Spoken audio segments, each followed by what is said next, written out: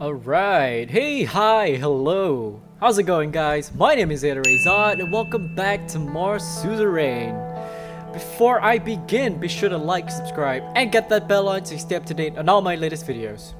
So last we left off, if we look at the turns, I attended the funeral of Bernard Circus. If you recall, he was the guy who got assassinated by the nationalists. The young swords, I think that's what they're called. We also had a meeting with Marcel. I think he was like the head of like some media empire, and he offered to provide us assistance in the form of if we do have a scandal eventually, he can stop the media from portraying it. And I rejected because I felt like that was a bit.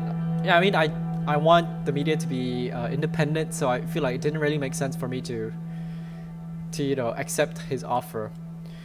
Also, I can't remember his name. Something Tusk tried to offer me a bribe to use his construction company to build my highway, and I rejected because I want to be clean as possible. But in the end, I offered it to him anyway because I don't want to piss him off. Because I've already rejected Marcel, so I kind of feel like I need to get as many allies as I possibly can within legal confinements. So yeah. That's basically the gist, the most important stuff of what happened, so we'll just keep going to briefing. Blue Mansion Le Havre hosted us for the important diplomacy gathering. Door open, David Whiskey once a lecture to me, now the Minister of Foreign Affairs, gently made his way towards my desk. May I sit down, Mr. President? Leave the formalities aside, David. Please take a seat. Alright, still getting used to your new position, Anton. He slowly sat down, taking care not to aggravate the arthritis in his knees. He'd always had an air of gravitas about him, and old age had only served to deepen that. After he settled himself, he regarded me with delight, his blue eyes sparkling. Look at you, Anton, the 4th president of Swordland. What a privilege for me.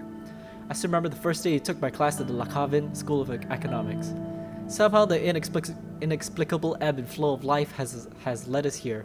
The positions where we can change the course of history. This opportunity to shape the future will do precisely that. I'm looking forward to a new foreign policy. Start coughing again, this time for longer. How's your health, David?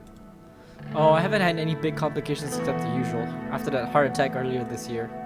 The health complications aren't a hindrance to my work, of course, but thanks for asking. How is the Rain family? Frank never liked the spotlight. Yeah, so that hasn't changed. As time passes, I realize it more. Family's the most important thing in life. We must take care of them. Door open, Yosef and Lucian joined us for the briefing as the tall case clock hit the hour mark. Peter, however, was missing. I wonder if he was late from all the drinking he did at the party in Le Havre. We'll talk more later, President Rain. Welcome, everyone. How's your travel, Le Havre? A little bumpy. I can't remember the voice I gave him. A little bumpy due to some turbulence. I arrived via a military cargo plane that landed at Le Havre International. I took the train. It was a little slow, but I could still recommend it for the beautiful landscape. I also had the possibility to work on a couple of things during the ride. Well then, since Mr. Vector doesn't seem to be coming today, I think we are ready to start. I'll start by providing a brief overview of our current status with our neighbors. What would you like to start with? Ooh, Agnolia. I feel like we should be friends. Aganlan. Agnolia. Aganlan's me. I feel like we should be friends with Agnolia because Rumberg is kind of like being all bitchy, so let's see if we can make like peace with them first. A brotherly nation to our northeast, Agnolia. Actually, what is our status? Weak. Oh, our relationships are good. That's all right. They're still diplomatically not aligned and probably has one of the most democratic systems between our neighbors. Economic stagnation is a worry for them. Their primary issue is their heavy reliance on foreign investment from us. Agnolia is our most friendly neighbor. We've been allies for the longest time after Rumber annexed Dome. Dome or Dome? This fact needs to be part of the equation. Unsurprisingly, the Agnolian Prime Minister, Martin van Horten, is expecting better cooperation through a new, fairer trade deal with us. It was one of his election mandates.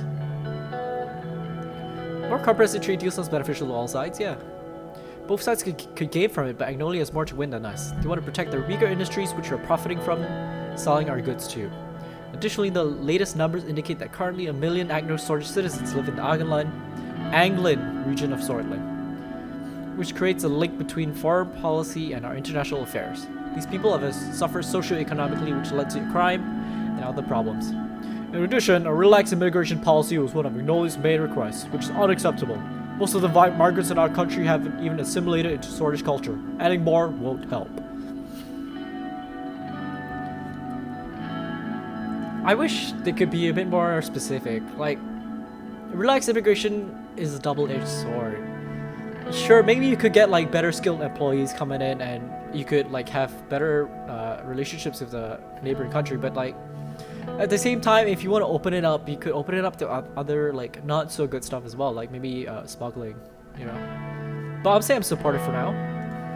I'll rethink the matter seriously because it has great influence on our society and values.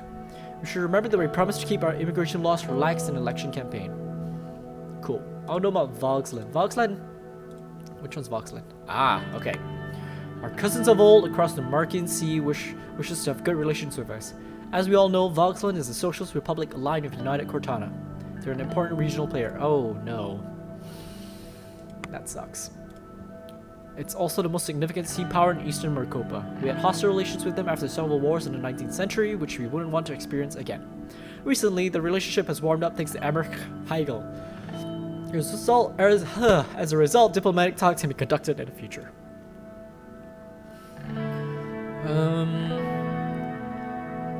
We shouldn't take any sides between regional powers, but breaking the ice with Voxland could be good if it arrives diplomatically. I agree they could be potential allies. In my opinion, the situation in the region necessitates that we find allies. They haven't been in good relations with us for the past 200 years. Recently, they have also joined the Communist Cortanan Security Pact, subjugating themselves to United Cortana. Communists. We're capitalists. We're aligning capitalists, so I think maybe we won't be too tight with Voxland. On top of that, territorial issues flare up between Agnolia and Voxland, between the Helluland or Helgeland? Helluland Island. The Swordfish Navy is very concerned with this volatile situation. Lucian looks slightly worried. Fortunately, billions of Swordfish rent worth of cargo is transported close to Voxlandian maritime borders on the Markian Sea and the Grey Strait. This causes significant risk to our imports and exports in the case of a deterioration in relations. Yikes. Straits is of high strategic value to us. Yosef, the Navy is keeping an eye on the situation from a distance, right? We're actively monitoring the sea routes and the cargo ships. For now, there's no immediate threat, but we don't know what can happen in the future. What's the latest situation in Welland? I think Welland's our little neighbor over here. We would need to make friends with Welland as well, because Rumberg is there as well, and they seem to be coming in from Narbel, so it would be good to have friends on this side as well. It is tumultuous in the south as always. Victor Smolak is expanding his powers among protests from Wessex people. However, he's quite positive about our normalization of relationship between our countries. Reports indicate that they have been warming up to Contanan international aid. As you know, Welland's stability is always a concern for the region. But if you want to help them, we must not treat refugees like we did in the 30s. I still can't stomach the inhumanity of these people suffered. A trade agreement that will improve stability and increase mutual trade. There will be many bargaining chips discussed, but Welland could be a new partner in the region. We would also invest in stability there. Our main goal should be to avoid a refugee crisis like the late 1920s. That civil war had major security and economic repercussions on Swordfish soil. One of the demands of President Smolak was to tighten our immigration laws, so that political refugees don't escape to Swordland. There has been a recent purge that pushed many Bludish to flee to Bergia. It is definitely troubling. Government outposts has regained its importance due to this. I'm sure you remember the winter at the border outpost, Mr. President. He was right, I did remember that winter. I think it was the one where I let the immigrant go. Yeah, I let the refugee slip through. I was discharged from my duty as a result, but Major Yosef Lancia, no less, spending the rest of my service cleaning toilets and sleeping in a cell. Wow. So he put me there. Interesting, Yosef. In fact, there had been similar refugee situation in the past. Even Mr. President himself chose to disobey direct orders from his commanding officer at the time. I did what was right. Soldiers do not decide on what is right. Soldiers do what they are told to do. He opened his mouth to continue, but David cut in. Our focus should be on the current matters. The Bludish minority is very large inside Welland too, which is a factor to consider. It is in our natural interest to prevent the formation of a failed state on our western border. Welland has been increasingly aligning itself towards the Communist Alliance, another point to analyze. Let's move on. Two important neighboring countries remain, Lesbia and Rumberg. Which you'd like to hear about first? Lesbia, screw Rumberg. Our southern neighbors aligning itself more and more with Arcasia. Lesbia is currently led by President Patricio Alvarez. They're the jewel of the continent and the second largest economy in Maricopa. Though wealthy, Lesbia suffers from excessive economic inequality. Our past relations have been great, but during the last decade, their investments in Swortland dwindled due to our instability. Lesbia is a sleeping giant. We should not awake them. They surely are a powerful nation. Despite that, they don't tend to meddle in the region and have for a long time. With the exception of Welland. Let's not antagonize them. Oh man. Sorry, I'm having I don't know, breathing issues maybe? I'm certain that the recession has a lot to do with the retraction of investments. Once they see that money isn't in the picture, they vanish rather quickly because they're capitalists. They've shown a selfish attitude during the Welland Civil War by closing their borders and funneling refugees across into Swortland. Our failings are too different in Lesbia. I don't think so. Capitalists. Everything comes at a cost. In Lesbia, the cost is wealth inequality, but business people are getting richer and richer. There are hundreds of very privileged oligarchs who invest inside and outside Lesbia. Some make significant business investments in the city of Benfey and Valgen. How about Rumburg? Now to the most troublesome nation, Rumburg. Constitutional monarchy led by Queen Beatrice Livingston. Jeez. I highly advise caution and calculated action against Rumburg. Our military must be prepared. The threat is real. The strong and have the motivation as well as the means to damage us. We shouldn't give them any reason to pursue aggression. We must prevent them from interfering in affairs. They've shown similar behavior to the neighboring countries before, but we must be cautious. While Thornburg openly denies such claims, their past and current actions make it clear they want to destabilize us. The weapons cache found by our intelligence agency clearly shows what their goals are. Our military must be steadfast and our diplomacy valiant. I think the threat is far too overblown. I would say, let's give him the benefit of the doubt. I have a feeling like, they're strong. And I feel, they just might. We're always in dialogue with our Rumburg ambassador, and also they closed their embassy. So that's another thing to be sus about. We could use their aggressive attitude against them by convincing the international community. We should grab the Le Havre Times and newspaper and put his finger on the article about the latest diplomatic incident. Their abrupt announcement about the closure of Rumburg Consulate Le Havre is yet another step in their escalation. This covers the overview of the current situation. We'll move on to our third trade choice and then response to Rumburg's diplomatic escalation. Pete arrived late and a little rougher than usual. It must have been the drinking from last night. Hey there, folks. Excuse my delay. I'm sure I didn't miss anything you didn't already know. You're still supposed to be part of this meeting. Also on time. Punctuality is important. We're talking about serious subjects here.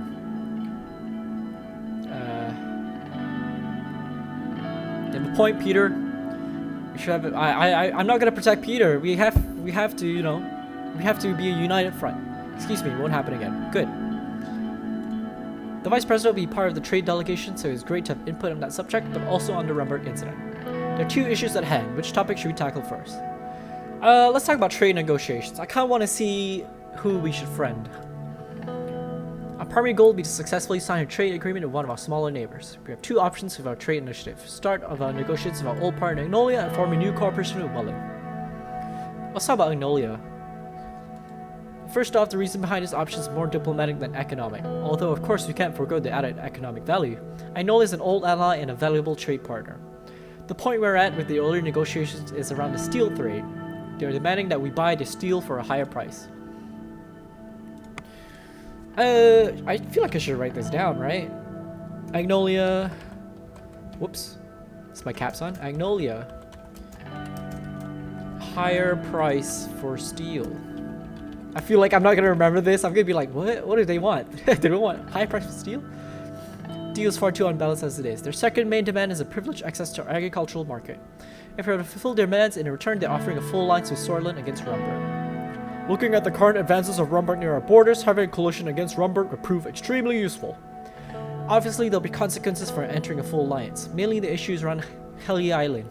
Valgsland has clear intentions on taking over the island one way or another, and entering a military alliance with Agnolia will make them furious. I want to state my support for their decision to stick to our old ally Agnolia. Even though I disagree with their demand to relax immigration, we have cooperated with them on many issues in the past. There are obviously subjects that we should still need to tackle, like our economies, the trade of goods, and what to do with immigration. My opinion is that this is a good deal. We should go for it. The new Agnolian Prime Minister is trying to improve the existing relationship. The downside is we need to make concessions, a reality of any trade deal. I'll be open to creating a new agreement that would satisfy all sides. Perfect, yeah. That'll be the best outcome. If you decide that Agnolia is a good option, another point is that they have a very democratic system. After the recent elections, the PM has a mandate to arrange a fair deal with us.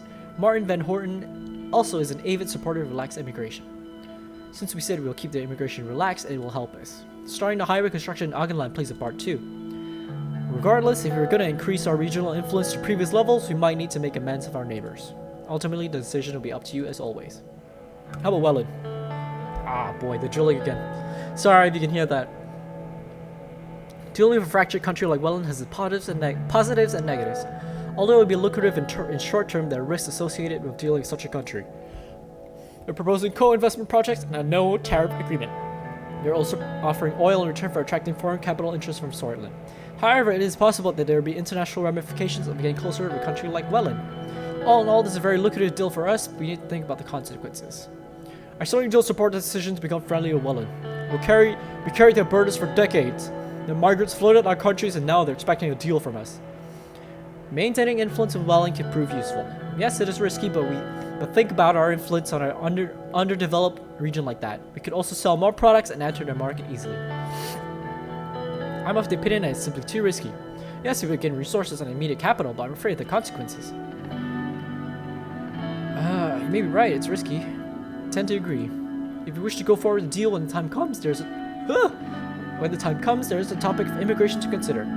Victor Smolik is a known isolationist. Our promise to keep the immigration relaxed will not help at all. He blames us for bringing Western interests to the region. He also doesn't want his political opponents to flee here. I personally don't like the idea of getting too close to Welland. Me too. Agreed. I still think we should give it a try. Our campaign promised to steer Switzerland to its west, and Arcadia will have an effect on the negotiations, especially with Welland. As you know, the current affairs of Welland are partly a result of United Contana's support of Victor Smolik. This will be a problem, but definitely worth trying. As for Agnolia, the promise has made them cautious, which might make it hard to get a good deal. We also need to consider the effects of our economic doctrine plan. The fact that we are headed towards a market economy will have an influence. Good negotiators optimize the interests, which makes the difference become trivial, allowing both sides to reach a deal. Very true, Mr. Vector. We have a lot of time to prepare before the scheduled visits to Welland and Agnolia. I believe this gives a brief overview of our current options. Okay. I mean, it seems to me that most people are on board with Magnolia and not on board with Welland except Peter. And I don't know. I feel like Peter's gonna let me down sooner or later. He's late already. I'm not sure why. Maybe he's an alcoholic. I don't know. I trust the rest what people are saying, and also I feel it would make more sense to be friends with Agnolia because it's right on the border of Rumberg. But then again, Welland as well. But I like United Contana. And I want to ally with Arcadia because we're trying to be more capitalist, so let's see. Let's address the diplomatic incident. Rumberg Consul Sir Bran Harrington announced the closure of the 120-year-old consulate. Now the diplomatic staff is leaving the city to go back to Thornborough. He blamed the lack of security in Switzerland due to the assassination and the subsequent protests, but it's obvious that they're making excuses. Bastards! First they close their consulate and then they blame our security? Your concern could be genuine, but this reaction is unnecessary. Agreed. Other diplomatic missions have worked with our security units to increase the protection of staff and buildings. The neglect of President Alfonso and the chaos of the elections delayed our diplomatic efforts. Now there are only 2 Rumberg diplomatic missions left in Switzerland. One is the consulate in Dyer, and the other is the embassy in Holsor. We're accustomed to the usual talk, but this is far more serious. We must in place trying to buy people, we can't be pushed around. All of this may be a calculated plan of action to push us to a corner and act irrationally. This is my fear. They might be looking for casus belli. I don't know what that means. I heard the word. I just can't remember what it was. Maybe like a reason, I guess. And are slowly spiraling downwards to find reasons to wage war. Yosef Latzia is furious. He's barely keeping himself from slamming the desk. There are worrying developments like the smuggled arms and the build-up near the border. Our military must be buffed up to stand against a regional power like Rumberg. We either respond to this aggressive act with diplomatic condemnation, or we retaliate by closing our consulate in Dome. I want to say that an escalation could be risky this early in our presidency. We should focus on creating a negative image of Rumberg in an international scene. The people of Sordland must be protected, no matter the cost. I say we respond equally. I don't want to cause a war. Nobody wins in a war. Okay? War, like, they say that there's a winner and there's a loser. There's still winner and losers. Both sides lose people. Both sides lose resources. So I'd rather try and like vocally bring them down. Write an official diplomatic response condemning the unreasonable act. Declare that Rumberg aims to destabilize Sordland and the region. Yeah, there you go. That makes more sense to me. As you wish, Mr. President. I shall begin work by immediately informing the Ministry of Foreign Affairs and Trade. Swaying an international state is the key in long-term strategy.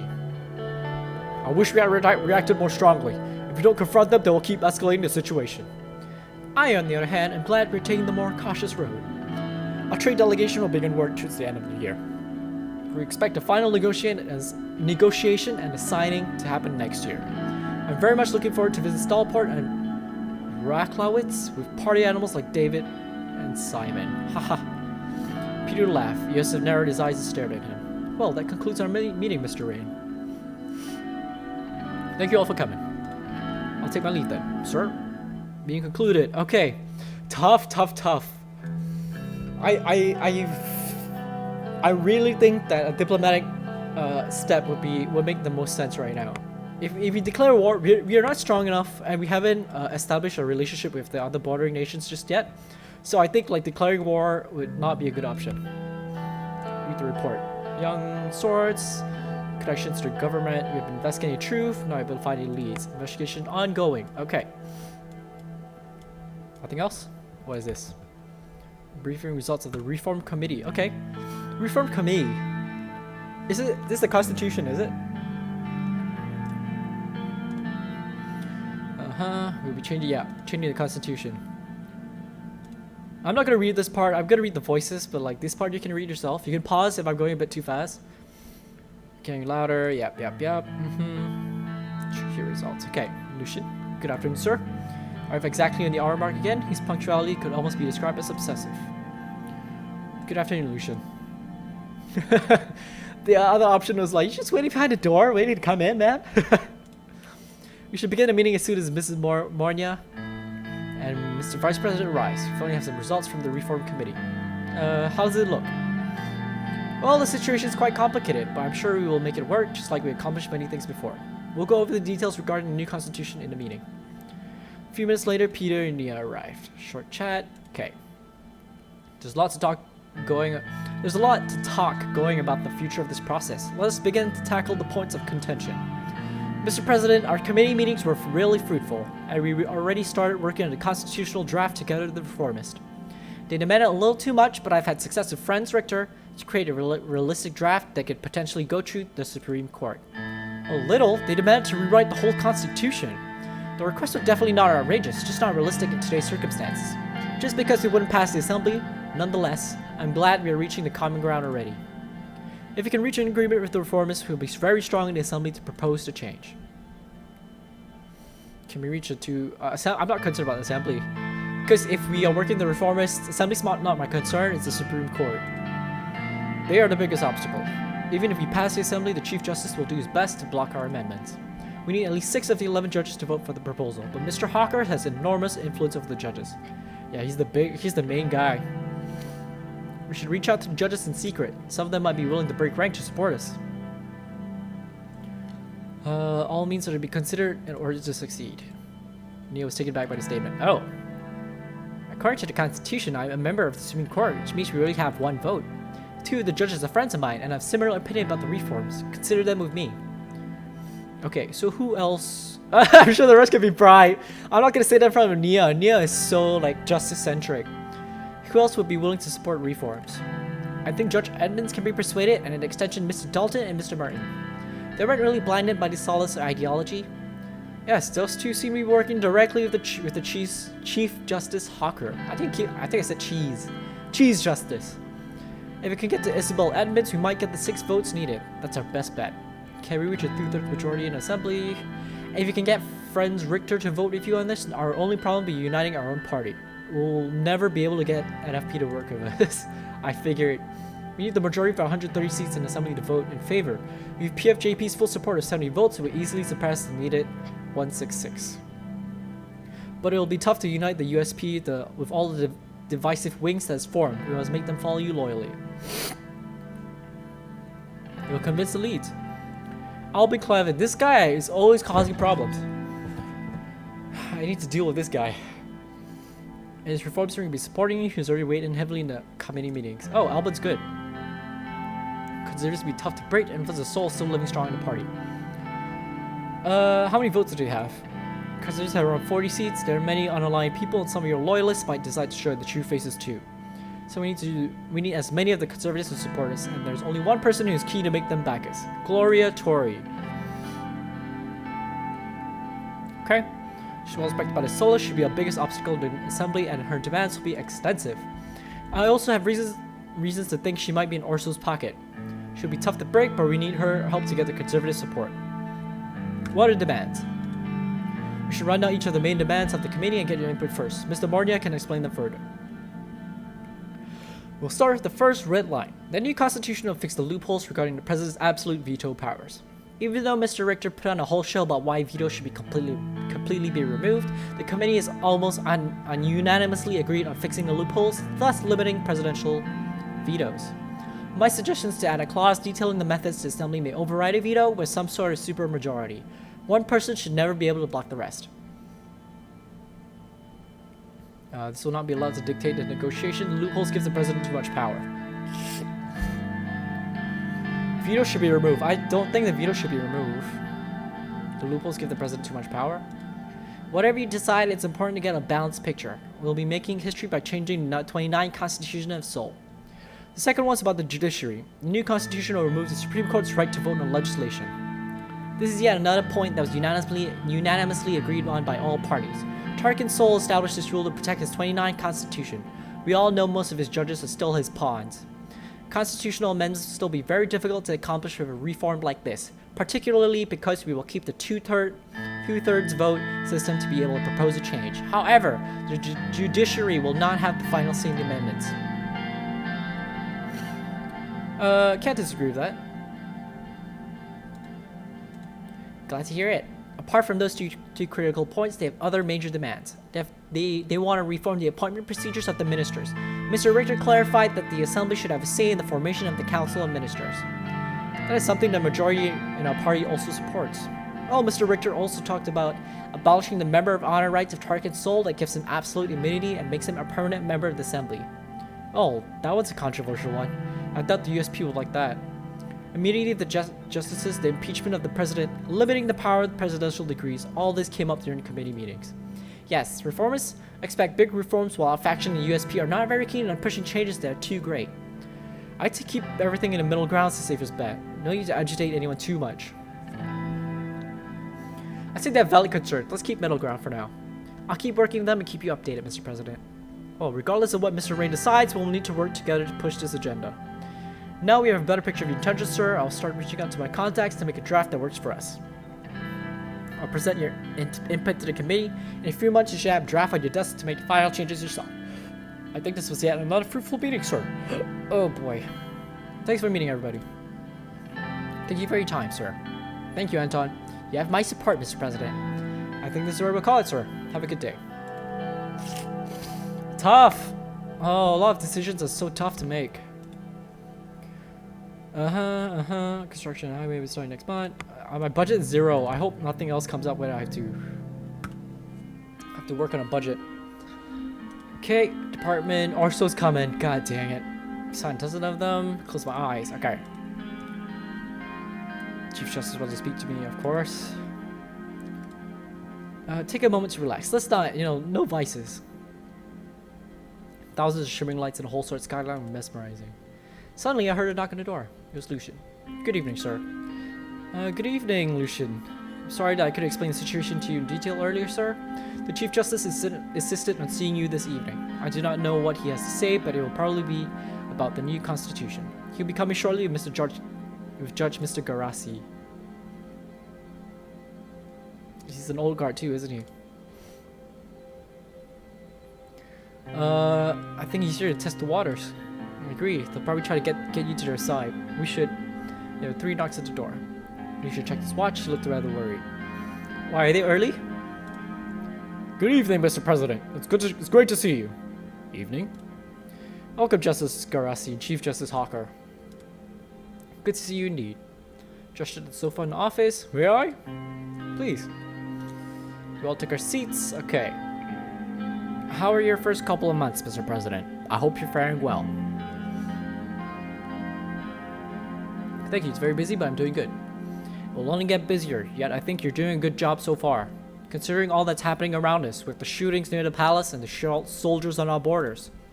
He let out a deep sigh. It is a troubling time. Appreciate your concerns. So, you probably know why we're here? Please enlighten us, Mr. Hawker. We know you're working on a new constitution. The Supreme Court does not approve of this. With all due respect, the Constitution needs to be updated, sir. I'm sure you're well aware of the public demand and our circumstances. Is that so? I see that you're the one who's not aware of our actual circumstances. You want to make a weaker constitution in the midst of problems from both inside and outside. Even if your proposal passes the Assembly, I will make sure it will not pass the Supreme Court. That much is clear. You haven't seen the proposal yet, Mr. Hawker. Isn't it too soon to be against it? Do you think I live under a rock, Mr. President? I know what goes on. Yet you, Mr. President, seems to be only partially informed about the current situation. Please let us explain the reasons of our stance. Let's hear it. We are protecting the Constitution because it works, Mr. President. It is efficient and it gives you the authority to lead the nation with swift decisions. Sutherland has more important problems and threats that we should face right now instead of nitpicking about some paragraphs of the Constitution. We have a potential war within our borders. Marshal signaled hard of his hand to let him speak instead. Mr. President, I know that you're a busy man, so I'll make this quick. We all know that Swordist security forces found stashes of Rumbertian weaponry in the hideouts of Blutish separatists. KA-74s are roaming inside Sutherland at this moment.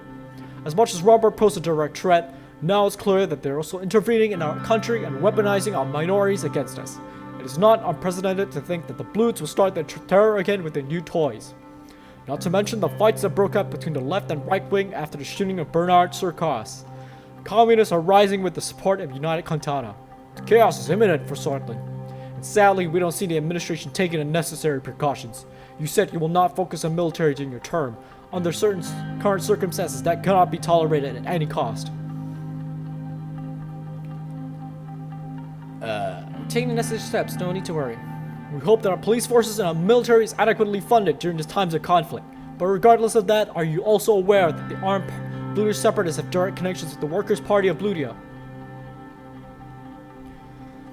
Workers' Party is a democratic party unlike the militia. They're not the same. They may claim they have no ties with the separatists, but most of their members used to be part of them before they formed the WPF. WPB. My bad. How about the name, Mr. President? It's not the Workers' Party of Sutherland, is it? As far as I'm aware, there's no nation called Blutia around here. What is this all about? The only reason they're not in assembly is because of the electoral threshold. They've gone quite big. They're clearly getting outside help, and their connections to paramilitary Blutish force cannot be denied. And all of a sudden, the reformers are trying to decrease the electoral threshold so that the Blutish separatists can be legitimized in the assembly to achieve their aims of independence. I think that's Mr. Richter's intention? I suspect his intentions are grander, but I wish the only issues were the Blutish terrorists and Rumberg. Reformers suggest changes would also bring the communists who are backed by United Quintana into the assembly. Do you see the pattern yet? There's no evidence about any of this. Haven't you been briefed by your security team? Maybe you should suspect them as well. We should take the necessary measures against communist and Blutish plots, as well as increasing our military budget against a possible conflict with Rumberg. And of course, not fall into the traps of the reformers by listening to their demands. They're clearly plotting to weaken the president and our whole administration in order to exploit the situation. Which brings us to some very important information that we have. It's definitely something you need to hear, and it can change absolutely everything. With all due respect, Mr. President, I think this is getting slightly ridiculous. Let the Chief Justice talk. Please explain, Mr. Hawker. The person in question is Mr. Franz Richter himself, the leader of the reformers. We have enough information to infer that he has ties to Arcadia. Arcadia is aggressively growing their influence around the world, and now we have Mr. Richter coming up with these ridiculous demands for a new constitution amidst a chaotic period in Sutherland. All the pieces seem to fit perfectly. That is why the Supreme Court will be doing what it takes to stop These reforms are to preserve the Constitution. How would you know that Mr. Richter has ties to Arcasia? Mr. Galad, we all know he has been in Arcasia many times, because it's been documented. But what would you think if he has been making hidden flights to the country? He's hiding his flights? He was. He's been spotted in a hotel in Arcasia last year where they held a conference on economic development in volatile regions. Right around that time, he started to influence the masses into believing that our constitution is the reason for everything bad. His trip was not documented, nor was he an official guest at the conference. We believe he had a meeting with President Walker behind closed doors. I also have a couple more photos of him that were taken in Arcasia in different cities. One is from a couple months back. Again, none of it is documented. He also attended another event in Lesfield last week. The Arcasian Minister of Foreign Affairs was there too. How did you find out about this? Many souls were already following his leads for quite some time, Mr. President. I cannot give away their identities, but I can give you the evidence. He handed me a small file. Containing official documents for a Swedish border guard with highlighted dates that show no trace of Franz Richter's name. There are clear photos of him that are taken in conference in Arcasia, as well as remarks by lesbian Arcasian citizens who claim to have seen him with Arcasian businessmen around the same dates. There was also the official transcript of one of his speeches where he claimed to be in Benfey on the dates of the conference in Arcasia where you were spotted. Lucian skimmed through documents with skepticism, which slowly turned to surprise. These seem to be real. Of course they are, Mr. Galad. These seem to suggest that Arcasia is behind the reformists. Their demand will only benefit Arcasia. They want us to have a weaker administration while we face all these threats. This is clearly a plot against Sortland. I bet Rumberg is part of that plan too. This cannot be a coincidence that they are weaponizing our minorities against us around the same time. It's getting so complicated now. Now you understand the reasons of our current stance, and also our suspicions about your advisors, who clearly have not given you this vital information. Lucian gave him a sharp look. We appreciate the information, Mr. Hawker, but I advise against jumping to conclusions right away. We'll still need to check the information. There's not much to think or check. This is clearly an emergency. In such cases, the Constitution gives the President the right to use emergency powers. If you work together, you can be sure that the Supreme Court will block a declaration of emergency. Will not block, sorry. You want me to declare an emergency? Of course, we cannot wait for the processes of the Assembly to take care of these issues. You must exercise your presidential powers for fast and effective solution. Which means you might need to suspend parts of the Constitution to give more authority to the security forces to deal with these issues. You must officially investigate Mr. Richter as well. You can devise a strong security decree if you can, based it on the Article 57 and 58, which gives the President the right to suspend parts of the Constitution to deal with national security threats. So many shit. You can directly bypass the Assembly in such a situation. The only thing you need is the Supreme Court to allow the emergency to be declared, and you have our word on that. Sir, I think this is going a bit too far. We shouldn't escalate things so fast. Mr. President, why don't we talk in private, only two of us? We can devise a plan together. I know how we can use the Constitution to our advantage. It'll be more effective if Mr. Galad and Mr. Garashi leave the room before we discuss it. Sir, I advise against it.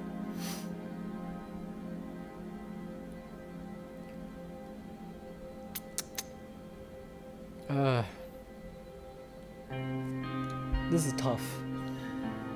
I'm gonna have to say no.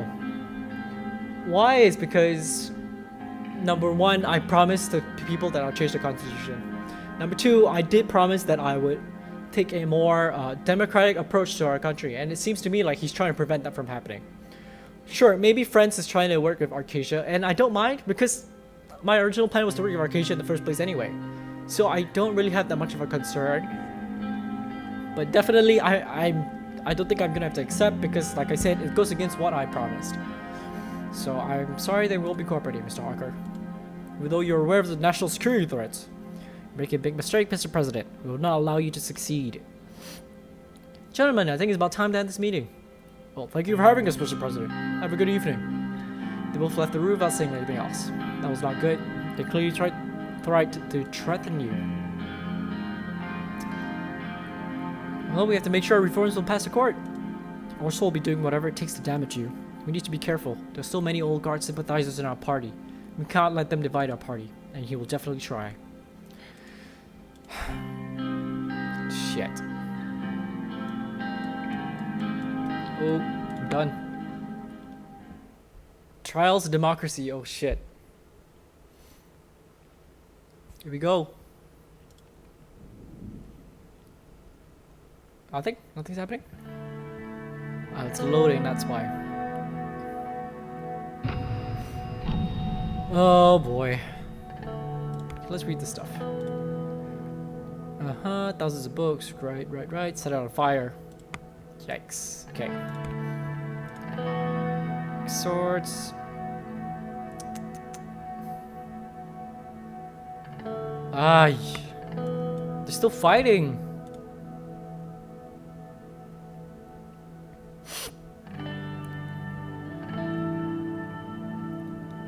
Yeah, is low. Oh boy.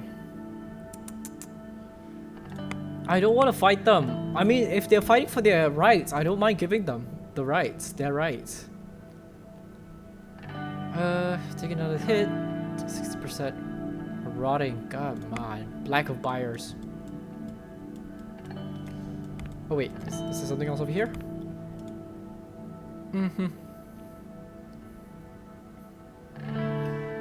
1920s technology. Yep, okay, I'm gonna leave this episode here. My voice is shot to shit. But, this is so complicated now. I mean, that is the case with politics as well. It's like, if you do one thing, you piss off someone else. If you do one thing, you could... It's a fine balancing why. It's like a tightrope, you know? It's like you gotta balance yourself. I don't know how I'm gonna get through this, but... We'll find out. I mean, I have a good feeling that I'm gonna die very, very early, or I'm gonna get exiled, or maybe I'm gonna get, like, what's the word? Impeached. But we'll see how it goes. In any case, if you like what you see and you like what you hear, be sure to like, subscribe, and get that bell on so you stay up to date on all my latest videos. As always, be safe, take care, and I'll see you when I see you. Peace!